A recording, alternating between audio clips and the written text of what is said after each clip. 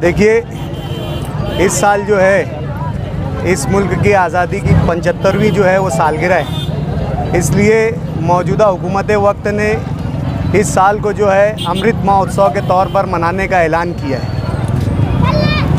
इसकी सबसे अहम और बुनियादी वजह यह है कि इस देश की कुर्बानी में हमारे बड़ों का, हमारे अकाबरीन का, हमारे उलमाए कराम का बहुत बड़ा हिस्सा रहा है।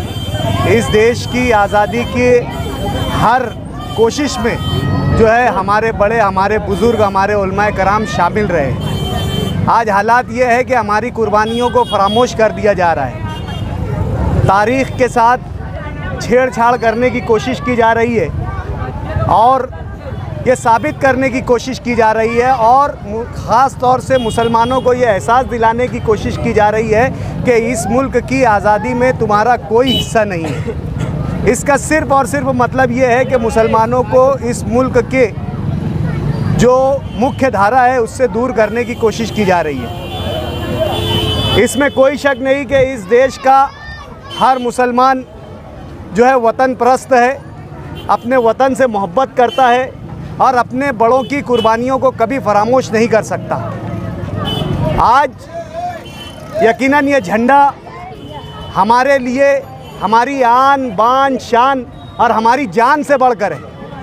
ये ना हमारे घरों पर लहराता है बल्कि हमारे दिलों में बसता है। क्या बात है, वाह। सिर्फ एक झंडा लहरा देने से हुब्बुल वतनी या वतन परस्ती या वतन से मोहब्बत जाहिर नहीं होती, लेकिन हुकूमत वक्त का ये ऐलान है कि हर घर झंडा तिरंगा लहराया जाए। आज मुसलमान जो है वो माशी तौर से परेशान है। हर रिपोर्ट के मुताबिक रोज़ कमाना, रोज़ खाना, इसी से मुसलमानों का इस मुल्क में गुजारा हो रहा है। और आज 40-50 रुपये का झंडा एक घर पर लहराना कदर मुश्किल है। कोई हमारी हुब्बुल वतनी पर और वतन परस्ती पर शक ना करे। ये झंडा सिर्फ हमारे घरों पे नहीं, हमारे दिलों में लहराता है और इसका हमें सबूत देने की ज़रूरत नहीं है। हमारी वतन परस्ती का, हुब्बुल वतनी का हमें सबूत देने की ज़रूरत नहीं है। यानी मीडिया, इसका रंग भी ज़ाफ़रानी हो चुका है। ये कोई तरीके की, किसी भी किस्म की कोई बात, कोई हरकत छोड़ता नहीं है मुसलमानों को जो है देशद्रोह साबित करने की। हमारी ये बस्ती गरीब बस्ती है। यहाँ रोज़ कमाते हैं, रोज़ खाते हैं। आज 40-50 रुपये का झंडा एक घर पर बांधना वाकई मुश्किल काम है।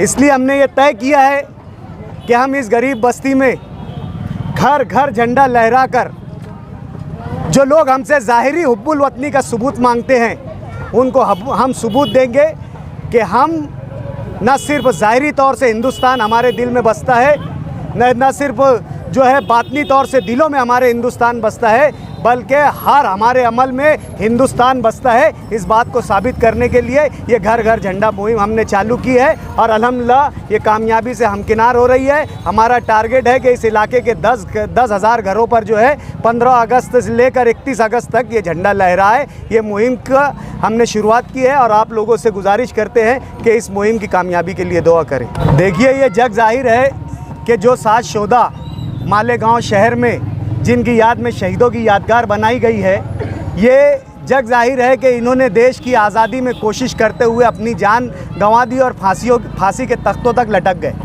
लेकिन जिस तरीके से पूरे हिंदुस्तान की तारीख़ को मस्ख किया जा रहा है, बिगाड़ा जा रहा है और बिगाड़ कर पेश किया जा रहा है, उसी तरह मालेगांव की तारीख़ को भी जो है वो बिगाड़ कर पेश करने की कोशिश की जा रही है और उन लोगों को अंग्रेज़ों के ख़िलाफ़ जद्दोजहद करने वाला ना बताते हुए फ़िरका परस्त बताने की कोशिश की जा रही है। मजलिस इत्तेहादुल मुस्लिमीन के कौमी रहनुमा असदुद्दीन अवैसी साहब ने भी ये कहा है कि जब भी मालेगांव शहर में हमें इस बात का मौका मिलेगा, कारपोरेशन के इक़्तिदार के ज़रिए बोलो या किसी और इक़्तिदार के ज़रिए, हम जो है शहीदों की यादगार पर हमारे शोहदाए कराम का नाम लिखाएंगे। शुक्रिया।